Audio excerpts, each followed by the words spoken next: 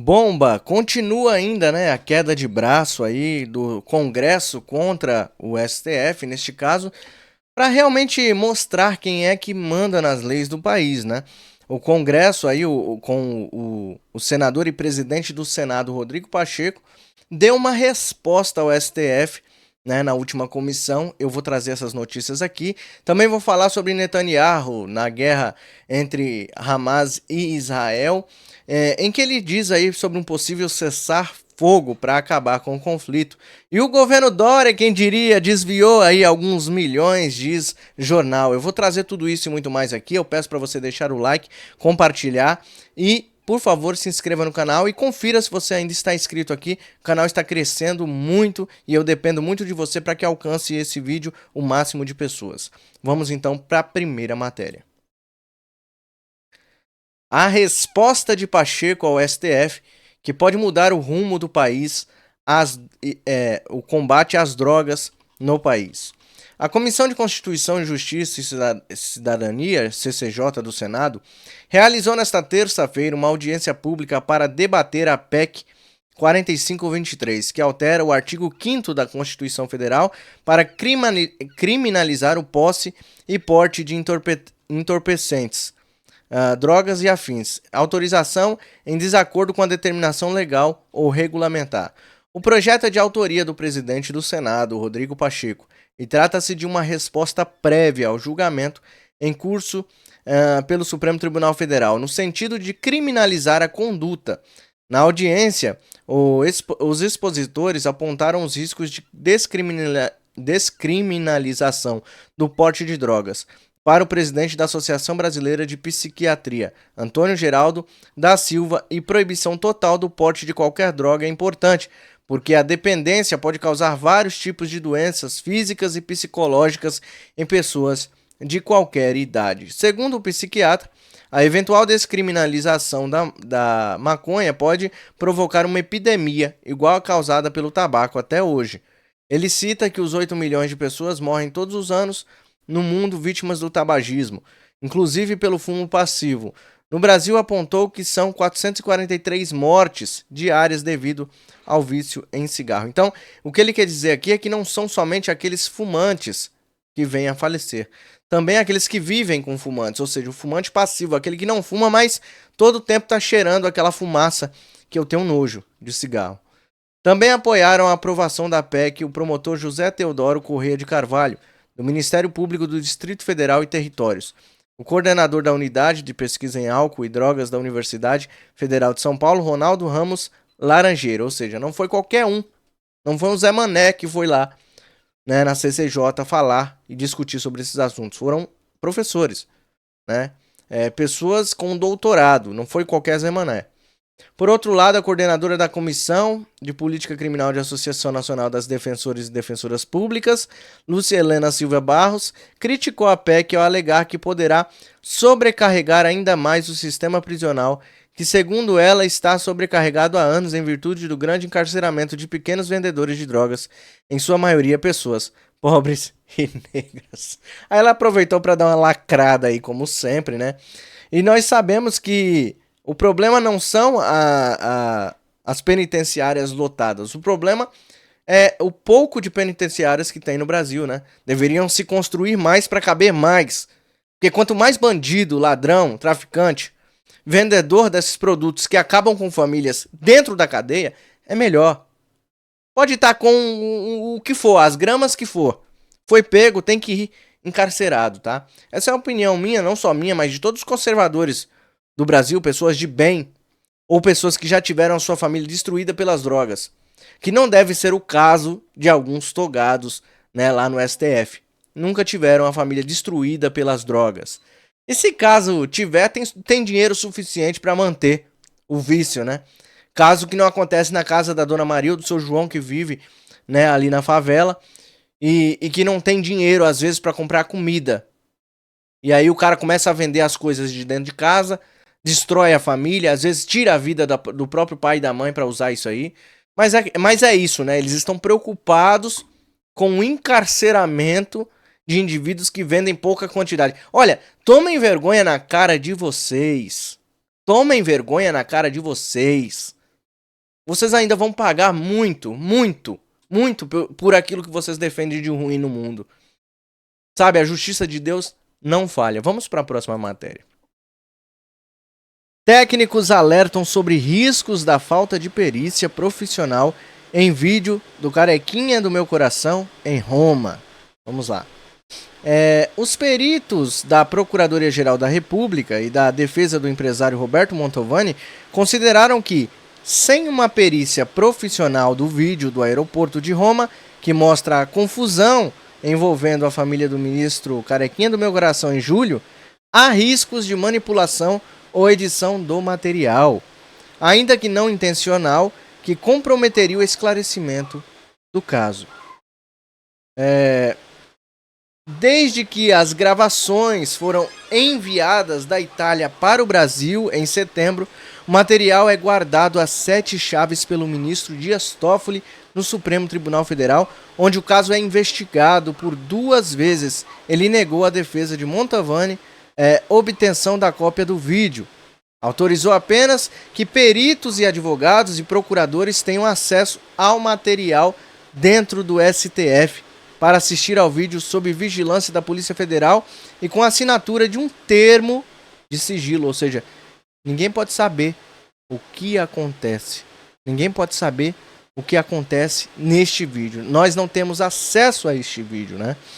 A PGR, a quem cabe conhecer a fundo o que ocorreu para apontar se há crime ou não no episódio, bem como a defesa de Mantovani apontado por Moraes como suposto agressor, apresentaram a Toffoli relatórios técnicos de seus peritos, argumentando que não foram liberadas cópias autênticas para eles.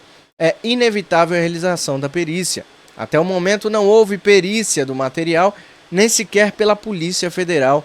Foi feita uma análise por um policial comum da corporação num texto cheio de expressões imprecisas como aparentemente e parece, para narrar o entrevero que teria ocorrido entre a família de Moraes e de Mantovani na porta da sala VIP do Aeroporto Internacional de Roma.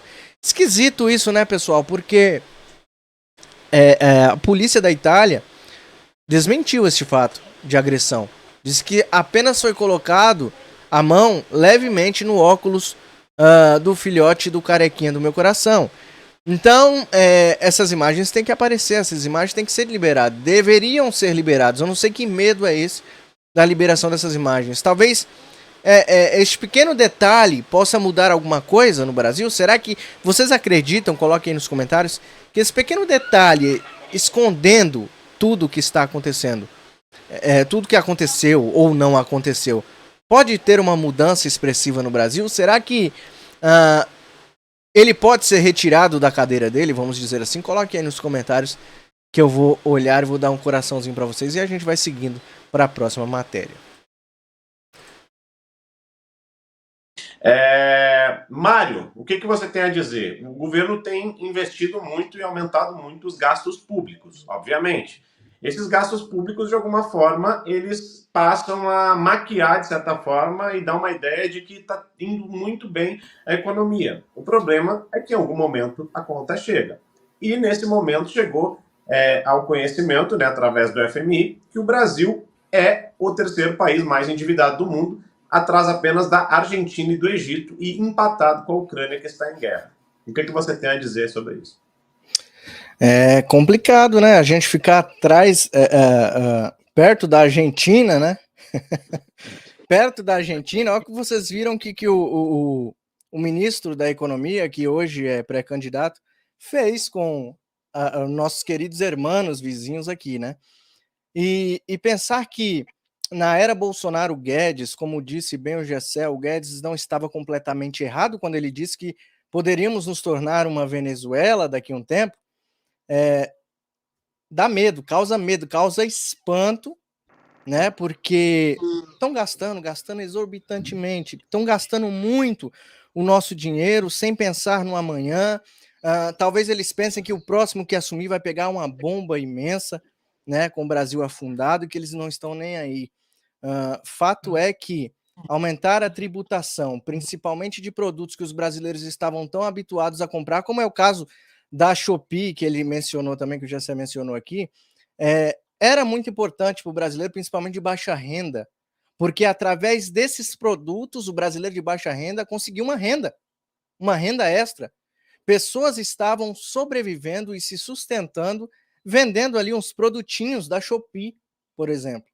E aí, quando você entra no site hoje, que você vê a tributação que está em cima dos produtos, não dos pequenos, dos baixos ainda, é pouco os juros que eles colocam, a taxação que eles colocam, a taxação do amor, que a gente costuma dizer. Mas nos produtos maiores, que as pessoas gastavam mais, como eletrônicos, celulares, essas coisas, se você for olhar, não está mais compensando. Essas empresas logo sairão do Brasil. E aí começam a taxar essas empresas, depois vão taxar mais empresas brasileiras, no caso. Daqui a pouco o Brasil está num completo lamaçal que não dá mais para respirar. Esse é o objetivo do PT, esse é o objetivo do governo Lula, se vingar, colocar o Brasil num buraco, num lamaçal, e aí vem outro da direita e limpa tudo que eles fazem. Esse é o objetivo do PT. Espero que vocês que estejam acompanhando esta live no dia de hoje percebam que o que eles queriam, eles conseguiram chegar no poder. E o que eles querem, eles estão conseguindo também. A cada dia estão afundando cada vez o Brasil.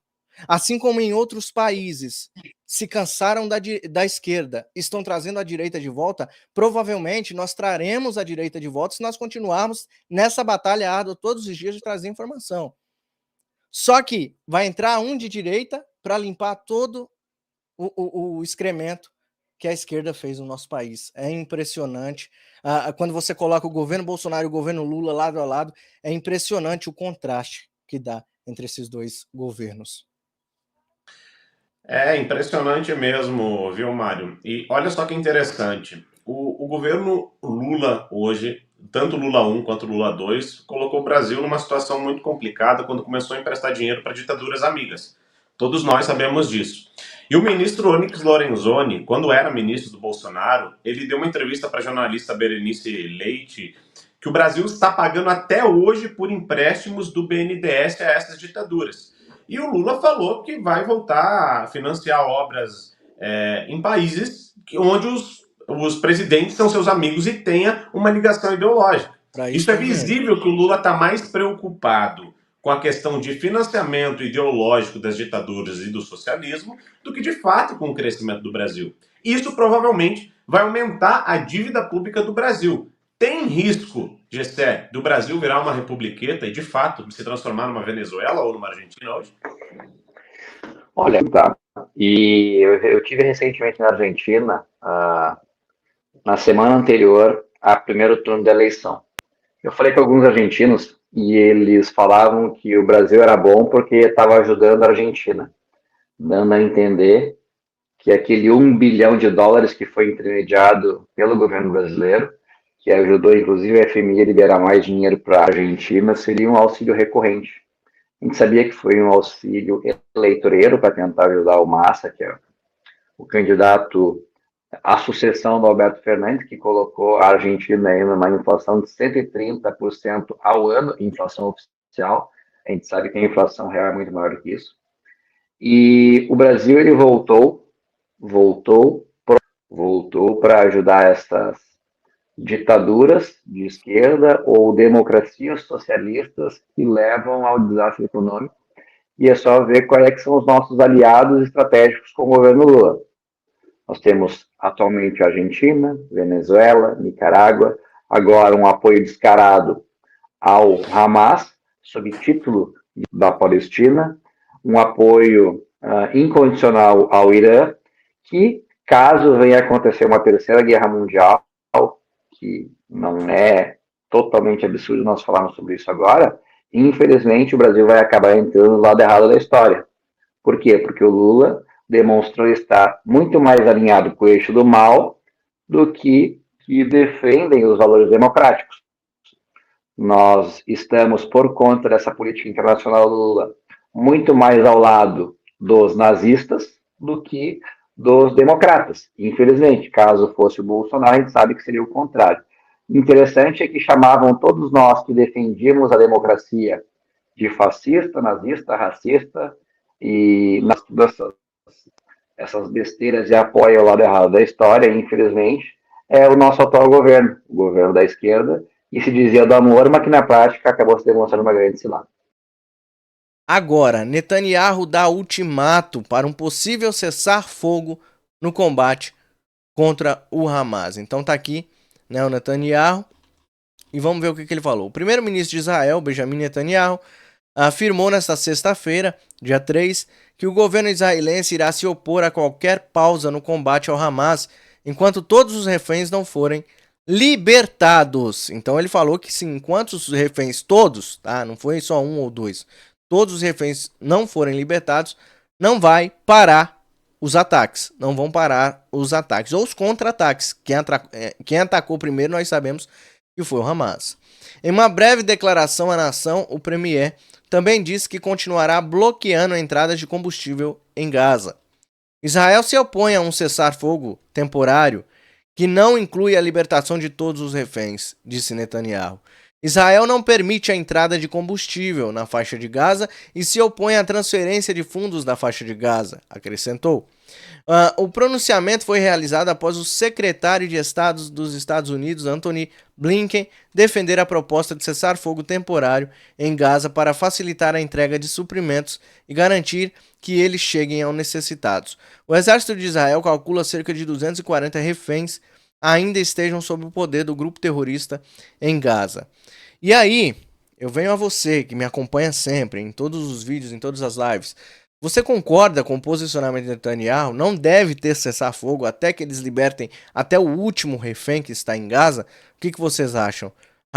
Israel deveria continuar com o contra-ataque ou deve parar neste momento, né? Até pelos reféns que estão lá. Coloque a sua opinião, está aqui, coloque a sua opinião aqui embaixo, que eu vou deixar um coraçãozinho para você aí, tá bom? Precisamos saber.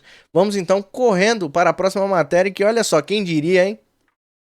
Olha só que interessante isso aqui, né? A gente sabe que o Pacheco, ele tá aí impondo, né, condições e falando, olha, é o Congresso que deve legislar, nós legislamos.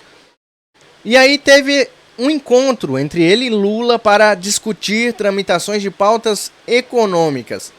Será que foi somente isso que foi conversado neste encontro? Será que realmente só as pautas econômicas foram discutidas neste encontro às escuras? Porque tudo está em sigilo, né? A gente não pode saber de nada neste governo, nesse desgoverno. Tudo é escondido. Todas as pautas de reuniões do Lula estão sendo sob sigilo. Quem entra e quem sai do palácio nós não sabemos. E é o governo que era para ser o governo da transparência. Pelo menos foi isso que ele prometeu. Transparência no governo Lula. Difícil acreditar, né? Vamos entender a matéria. Lula recebe Pacheco para discutir tramitação de pautas econômicas. Tá aí os dois, né? O presidente Lula recebeu nesta sexta-feira o presidente do Senado, Rodrigo Pacheco, no Palácio do Planalto. O encontro, a princípio, não constava na agenda oficial do chefe do Executivo. Os dois debateram a tramitação das pautas econômicas no Congresso, como a reforma tributária e projetos para aumentar a arrecadação. Pacheco se comprometeu a ajudar o governo com as pautas econômicas, informou o Poder 360. O encontro ocorre após o Senado impor uma derrota ao governo Lula. Então é isso que eu falo, que é muito intrigante esse tipo de reunião. Depois que Pacheco ele derrotou o governo Lula, naquela indicação à Defensoria Pública, em que foi derrubado pelo Congresso, pelo Senado, não passou a indicação de Lula para a Defensoria Pública, acontece esse tipo de encontro. E geralmente quando acontece esse tipo de encontro, vem aí um pacote de presentes, vamos dizer assim. Vamos colocar como presente, né? No dia 25 de outubro, os senadores vetaram a indicação de Igor Roque Albuquerque para comandar a Defensoria Pública da União. Além disso, Pacheco anulou o envio de 3 nomes indicados pelo Planalto e aprovados pela Casa para ocupar a vaga do STJ para apurar suspeitas de favorecimento. Ou seja, Pacheco está aí sempre indo contra o desgoverno. E de repente uma reunião assim. Não é por acaso, né, pessoal? Não é por acaso. O ato de Pacheco não anula a aprovação dos nomes que ocuparão os cargos de ministros do STJ. Para a Advocacia do Senado vai apurar o episódio. Na semana passada, o presidente afirmou que dificilmente cumprirá a meta fiscal de déficit zero, estabelecida pelo ministro da Fazenda, Fernando Haddad. Após a declaração do petista, Pacheco defendeu Haddad e disse que ir na contramão das determinações da meta fiscal colocaria o país em rota perigosa. É isso mesmo. Depois de se reunir com o presidente do Senado, o petista recebeu Haddad nesta noite no Palácio da Alvorada, já na próxima quarta. Dia 8, a expectativa é de que Lula converse com lideranças do Senado. Então é como eu falo para vocês, o governo está acuado, né? Cada vez mais nós vemos a derrota do governo, desse desgoverno, que não deveria nem ter entrado, mas entrou. Fato é que entrou e que agora, pelos próprios erros que está cometendo, pode sair. Tá? Isso pode acontecer. Mas vocês vão ver nos próximos dias, e eu quero que fique anotado aqui, eu preciso que vocês repassem esse vídeo, para que mais pessoas tenham provas do que eu vou dizer aqui. Nos próximos dias, a conversa do Pacheco vai mudar. Nos próximos dias, depois dessa reunião, a conversa dele, né, ele estava com o peito estufado contra o STF, estava com o peito estufado contra o governo, agora ele vai amansar. Nas próximas reuniões que tiverem no Senado, você vai ver um outro Pacheco. Espero que eu esteja errado, mas é basicamente o que acontece depois de reuniões como essa. Vamos seguindo então para a próxima matéria. Uma coisa que tem chamado atenção também essa semana, Mário, é o seguinte: alguns jornais como O Globo e Folha de São Paulo têm feito críticas muito duras ao governo Lula. O Globo, Lula de 2023, tem muito a aprender com Lula de 2003, fazendo uma crítica ao governo de 2023 e dizendo que ele tem muito a aprender com Lula de 2003, aquele Lulinha paz e amor, que fez um acordo para vencer as eleições, se tornou menos radical. E já a Folha de São Paulo, que também foi praticamente um cabo eleitoral do Lula, disse bem assim no seu editorial: Lula sabota o país. Mário, me diz uma coisa, o amor acabou ou o dinheiro? Bom, Rony, eu acho que eles erraram a chave Pix, né? Quem é responsável por fazer os depósitos aí acabou errando a chave Pix, caiu em outra conta. Ou também tem aquela teoria de que tem uma pessoa de olho na cadeira presidencial. Eu acho que vocês sabem exatamente o que eu estou dizendo. Eu suponho que esses meios de comunicação podem estar, são 3, né? Cortina de fumaça, para dizer que eles são isentos, Pix não caiu na conta, ou era o plano desde sempre, tá? Por que eu digo isso? O Dr. Caivano trouxe aqui neste canal há algumas semanas atrás uma certa profecia de que até março possa se ter aí iniciado um processo de impeachment contra esse desgoverno por eles terem que lá na frente, para não ficarem sufocados, começar a andar de bicicleta, começar a dar umas pedaladas, né? E a gente torce por isso, né? Apesar da gente estar no barco, lembra daquela teoria do barco, que a gente tá no barco, não gosta do capitão, mas tem que torcer que o capitão fique firme e forte. Então, nesse caso do PT aqui, é bom que esse capitão aí, ele saia logo da embarcação para a gente não se tornar essa Venezuela, que o medo nosso é se tornar essa Venezuela. Enquanto aos meios de comunicação, eu acredito que tem essas 3 possibilidades. O Pix não caiu na conta, ou eles estão jogando uma cortina de fumaça, fingindo que são isentos, ou, né, realmente há um plano por trás de tudo isso. E você, Gessel, o que você me diz? O amor acabou ou o dinheiro? Não, interessante a análise do Mário, acho que realmente ela faz sentido. A gente sabe que, de fato, o Alckmin ele foi escolhido como se fosse um seguro para essa emburacada que provavelmente aconteceria no Lula. E ele é como se fosse o Temer do Lula, né? E, enfim, por mais que a gente não concorde com o Alckmin, provavelmente vai ser muito menos pior do que continuar com esse governo aí desastroso que não tem nenhum tipo de responsabilidade.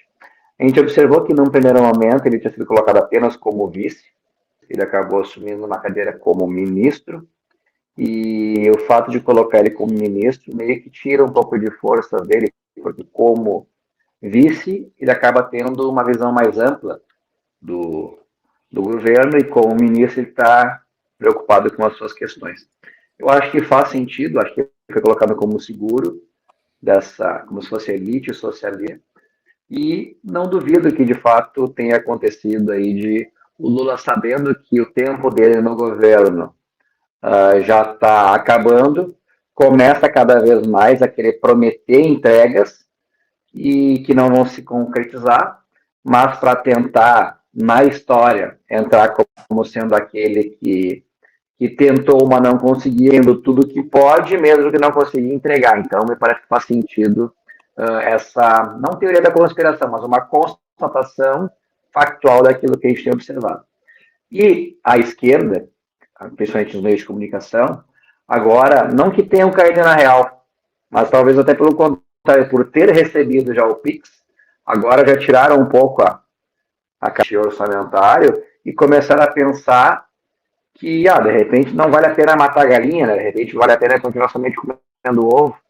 E o que está acontecendo, talvez, ao meu ver, é que os meios de comunicação que defenderam com unhas e dentes a eleição do Lula, está vendo que ele não está entregando aquilo que ele se comprometeu, e para tentar ficar numa lógica, tipo assim, mas nós somos higienizados e limpinhos, estão tentando fazer parecer que não concordam com essas medidas desastradas do governo Lula, mas eu tenho certeza que, caso eles tenham que decidir entre a ideologia e o pagamento do financiamento midiático, eles vão acabar escolhendo o financiamento, porque é o que a gente tem observado na prática. A gente vê praticamente, tanto no governo federal, os grandes meios de comunicação, quanto aqui no estado, no Rio Grande do Sul, os meios de comunicação local agindo muito mais como assessoria de imprensa do que, de fato, como um jornalismo isento.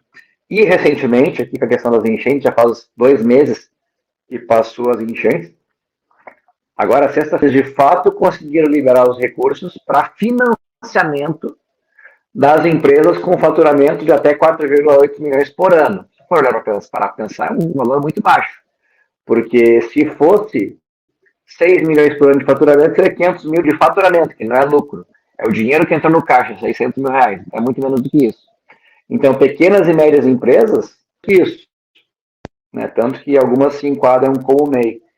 E as grandes empresas, que são as empresas âncoras, como, por exemplo, aquelas que fazem questão de frigorífico, questão de abate grande, que é um grande empregador aqui da região, acabaram que ainda não tiveram financiamento. Teria sido muito mais digno falar para esse pessoal que não tinha financiamento do que fazer eles esperar 2 meses, que foi o que acabou acontecendo, para agora chegar o Paulo Pimenta na terça-feira e falar na assessoria de imprensa dele aqui na Rádio Gaúcha que o dinheiro não vai ser o suficiente, eles vão ter que fazer empréstimo com um juro que não é zero, que havia sido prometido há 2 meses atrás. O que aconteceu?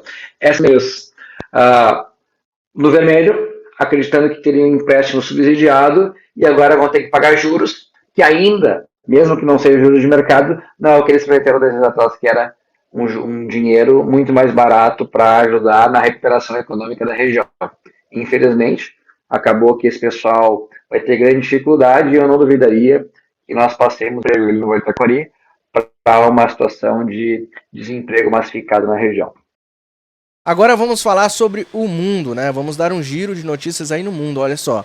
Israel pede que cidadãos evitem exibir símbolos judaicos em outros países. Por que esse pedido específico de Israel? Israel que nunca teve medo de mostrar a sua fé, né? Os judeus que nunca tiveram medo de mostrar que são judeus, inclusive têm orgulho de dizer isso, hoje tem que se esconder, porque a perseguição está grande.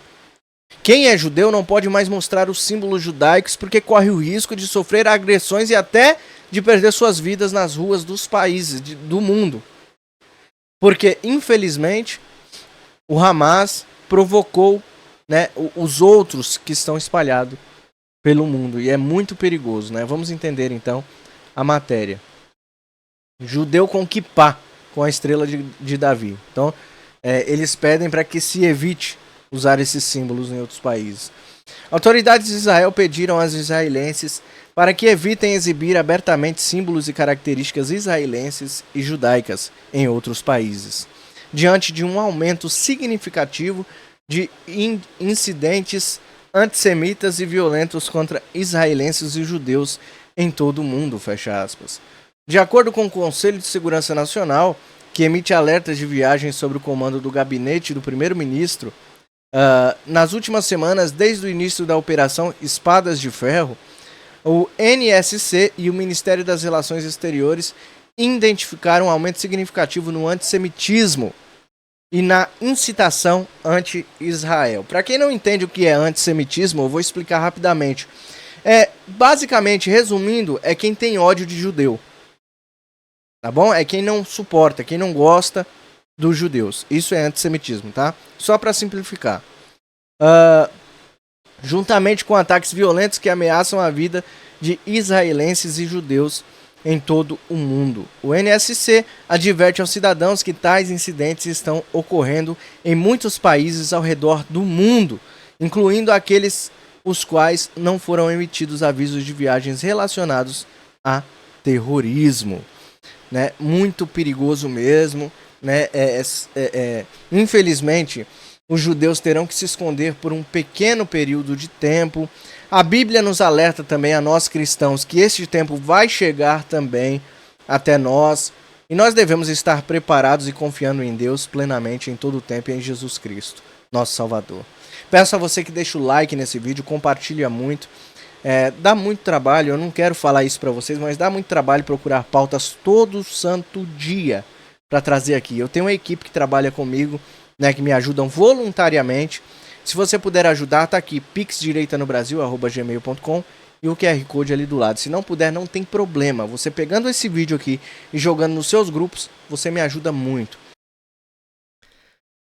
Governo Dória desviou 40 bilhões de reais da educação para bancar aposentadorias de servidores, diz jornal. Vamos ver qual jornal foi que disse isso aí.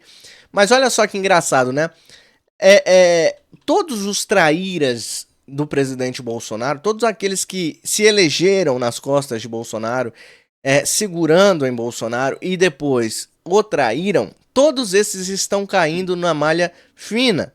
Todos esses têm alguma coisa tenebrosa a esconder. E que quando estavam no poder, queriam que Bolsonaro passasse a mão ou escondesse. E que hoje está sendo revelado. É o que eu digo para vocês.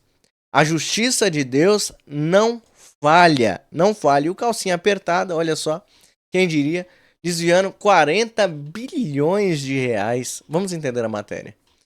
Durante a gestão João Dória, o governo de São Paulo desviou quase 40 bilhões originalmente destinados à educação para cobrir o déficit da Previdência de servidores educacionais. Segundo o Metrópolis, esse montante representa uma redução dos recursos designados para manutenção e desenvolvimento do ensino público no período entre 2018 e 2022, ajustado de acordo com a inflação. Somente no decorrer deste ano, entre janeiro e agosto, mais de 9 bilhões originalmente alocados para a educação foram realocados para despesas previdenciárias. O orçamento da educação está agora no centro de uma proposta de emenda à Constituição, enviada à Assembleia Legislativa pelo secretário de Projeto de São Paulo, Tarcísio de Freitas. De acordo com a Constituição Estadual, o governo deve alocar no mínimo 30% da receita líquida com impostos para o ensino público, ultrapassando a exigência estabelecida pela Constituição Federal de 25% da arrecadação destinada à educação. A proposta de Tarcísio é criar uma medida legal que permita transferir os 5% extras da educação para a área da saúde, quando o governo considerar apropriado. Isso aqui que é um governador, tá?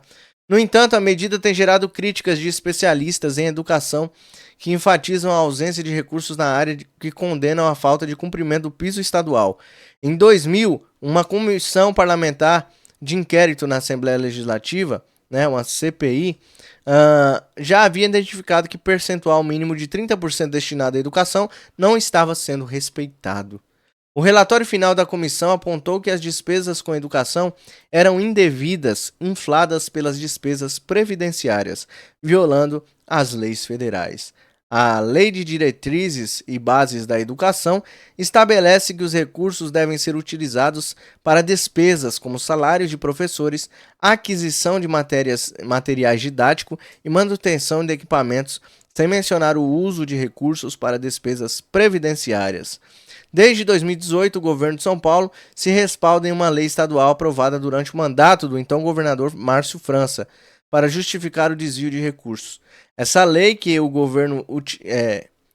permite que o governo utilize parcelas excedentes aos 25% exigidos pela Constituição Federal para as despesas necessárias ao equilíbrio atuarial e financeiro do sistema previdenciário. Em 2020, a PGR questionou a constitucionalidade da lei estadual no STF. A ministra Carmen Lúcia, relatora do caso, já declarou sua oposição à manobra, mas o julgamento ainda não foi concluído.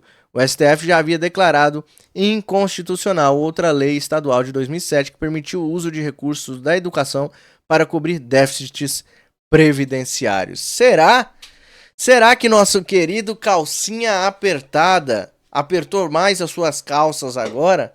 Será que está sendo sufocado? Será que estão descobrindo falcatruas? Olha, nesse caso ele desviou de um departamento para outro departamento para cobrir déficit de outro departamento, para não aparecer déficit do governo dele. Eu acho que isso aí é uma manobra ilegal, pelo que nós lemos aqui. E uma coisa que a gente tem vendo é que parece que o Lula está queimando o Haddad de certa forma, utilizando ele para boi de piranha. Da mesma forma, o Lula chegou para os outros ministros e deixou muito claro que é para gastar todo o dinheiro e recursos em obras.